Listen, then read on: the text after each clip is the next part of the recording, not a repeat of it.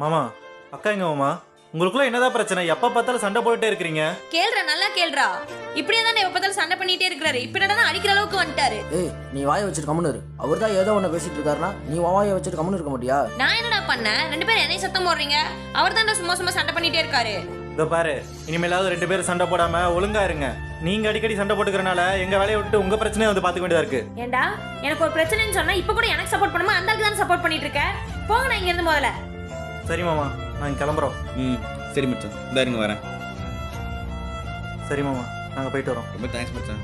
நான் கூட நீங்கள் வந்து வேகத்துக்கு நேரத்துட்டு இருக்கீங்கன்னு நினச்சேன். மக்கள் கேள்வி கேட்டீங்க, அதுவே கரெக்டு, சந்தோஷம் தான். இதோ பாருங்க, நீங்க அவன் மேல கை வச்சதுக்கு அவளை வீட்டுக்கு கூட்டிட்டு போய் வச்சிருக்க தெரியாமல்ல, அது நாகரிகம் கிடையாது. அதே மாதிரி அவளை திட்டினதுக்காக உன் மேல தப்பு இல்லைன்னு நினைச்சுக்காத. முதல்ல சண்டை என்னோடனே அவன் மேலே எதுக்கு நீ கை வைக்கிற? இன்னொரு தடவை உன் மேல கை வைக்கிறது தெரிஞ்சது அப்புறம் வேற மாதிரி இருக்கும்.